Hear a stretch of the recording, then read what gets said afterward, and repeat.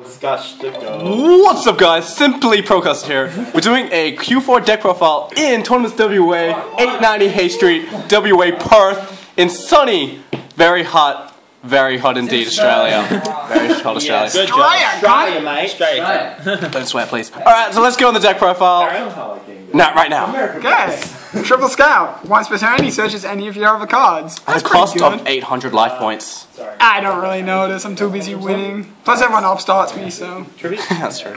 Triple Helix and Triple Carrier. These are the tribute fodder for the deck.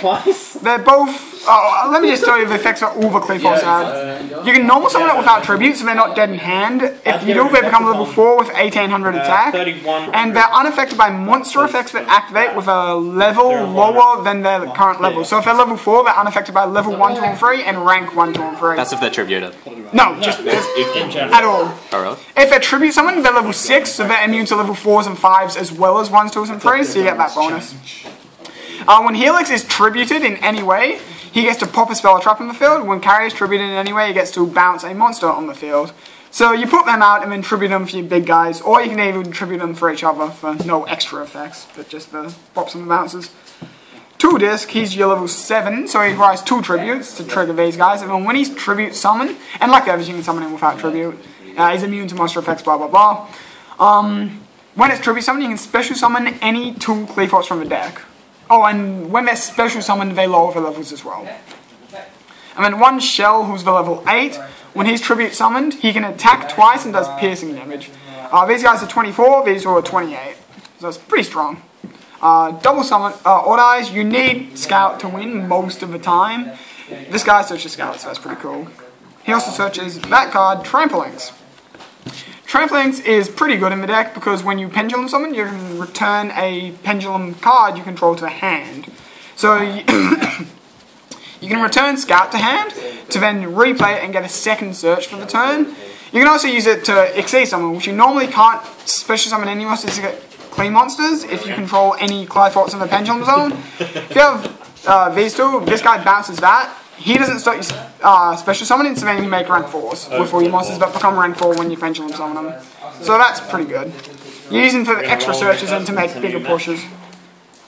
Triple Summoner's Art, it searches Scout, that's all it does, but you need Scout, so you're on Triple Summoner's Art.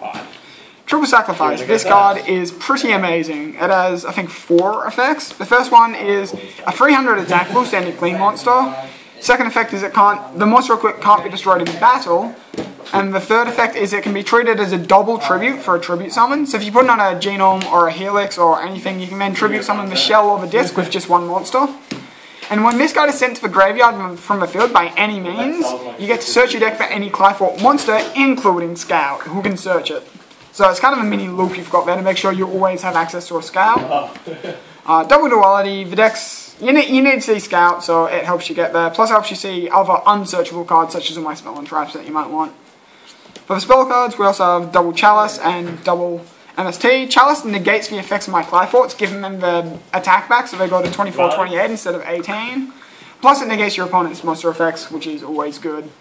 And against your dolls, you can use it in the damage step on a flip effect. Very good card. Double MST is for the mirror match, pretty much. You want to pop the Scouts if they don't get searches. Bottomless, pretty good in the mirror match, okay against your dolls, not very good against Burning Abyss.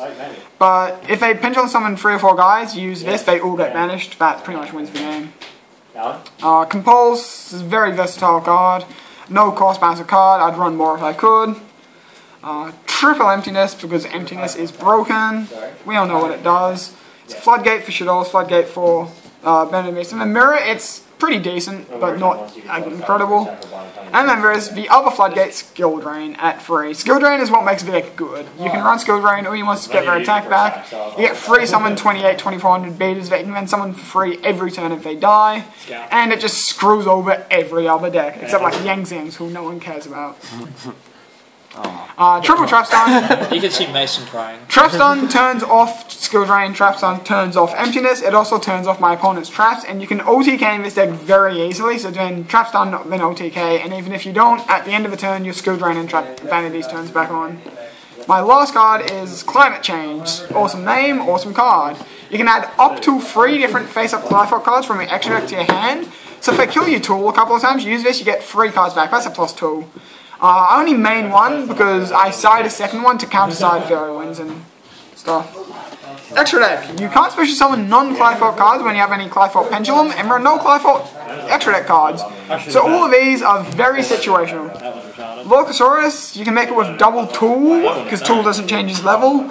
If you bounce with Trampolinks, you will maybe once in a blue moon summon it, and then use its effect to win the game. You got space, you run whatever. Heartland Draco, you Pendulums to face out spells, you can use it to attack for game. Carbonate Burns for game. Kangorgan for whatever, Steelstorm Roach for whatever. Rhapsody and Dweller both very good in certain matchups, like against Light Swans and Mermails and stuff. Banish their stuff, stop their effects, win the game the next turn. Double Excel, Double Ragnar Zero, Arc, Zin, that, and that. They're all just different removal effects in case I ever need it. I rarely ever go into here. I think I've done it once or twice just to make a castle, but that's it. On to the side deck. Double Denko Sekka. It's there for Burning Abyss, which is a pretty tough matchup. But it's a new card, let me just explain it. While I control no set spell or traps, neither player can set spell or traps or activate cards that was set. So if I have this out, they can't use any of their traps, and it still stops them even if I have a Vanity's Emptiness on my field. So against Burning Abyss, stops all their traps that would hit my tool, like Phoenix Strings, Fire Lake, fucking awful card to play against. And Regeki Breakhaven, so that stops them all, and you summon that, then you go for game, or you just summon it, sit in an Emptiness, and may lose. Soul Drain is a floodgate for decks. Shadow Mirror is a floodgate for decks. The two best decks, Burning Abyss and Shadows, both of these hit those decks, and they're hard decks, so. Second Climate Change, because everyone started Fairy, Window, Special, and Arrow. If they do that, then I flip this up, get all the cards back, go +2, or +1 after they killed the stuff. Laser Clip, it's a problem solving card. Unless you normal summon twice in a turn, so you can get your tribute effects without having to special summon. Unless you play around Emptiness, unless you OTK even easier by summoning a disc, getting 2 cards, then tributing in both of them for a shell, get 3 pops or bounces, and swing 3 times to 2800. I'd side it for stuff at siding, say, Vanity's Fiend, Vanity's Emptiness, a whole bunch of other floodgates that I can't get around. So that just helps me play around, and plus it's searchable, whereas stuff like MST is not. Triple Spell Shadow and Arrows for the Mirror Match or for Pendulum decks. It kills all the Pendulums they have. Fairy Wind, other decks play to get rid of Skill Drain, but I can't afford to kill my own stuff, and Skill Drain doesn't hurt me at all. Double Selection is my other Mirror Match card. Pay 1,000 life points to negate the summon of a monster whose type is the same as the type of a monster on the field. So since every monster in both decks are machines, it's very easy to have that life. It negates normal summons, it negates special summons, it negates pendulum summons, even if they pendulum summon multiple monsters.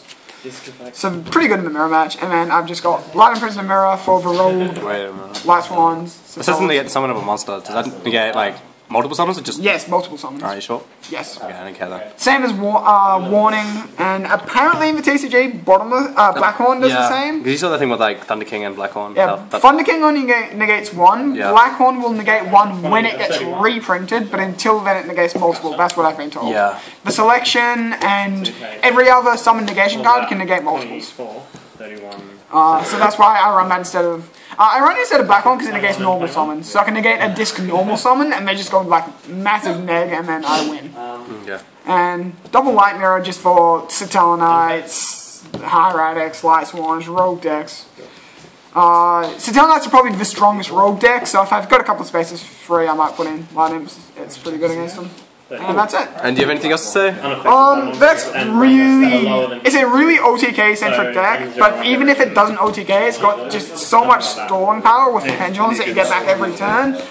So if you're playing against this deck, you need to deal with it as quick as possible. Try to win quick, don't try to draw it out, and try to keep Scout off the field. That is the best tip. Okay, I want to talk about Towers for a bit. Towers, everyone knows about it. It's the god card for Qliphort. I don't run it, because every time you can summon Towers, you can win that turn instead. What if they stop If they stop the disc OTK, that happens sometimes. Most of the time, if they have something that would stop disc, they would have stopped you before you can tribute summon Towers. Most of the time. Occasionally, you'll summon Towers and it'll win you a game. But also, more often, you'll draw towers, it'll be dead in hand, and you'll be down a card, and that's just not good. So that's why I don't run towers. If people want to try it out, give it a shot, I think it's just a bit windball. But also with the equip card as well, you equip it to anything in tribute. You still need 2 monsters to equip though, because towers requires 3 tributes, yeah. If towers required 2 tributes, it would be broken as all hell. But it does not, so... With the equip card. And that is the Qliphort deck profile. Yeah, I cut you off because it's past 10 minutes. And the tutorial in the title. Thanks for watching. Remember to like, subscribe, and comment in the area below. Please do not interrupt me, Timothy. Thank you. And thanks for watching, guys. Remember, Tournaments WA, 890 Hay Street. Queensland. Australia. Tasmania. GG, good day, mate.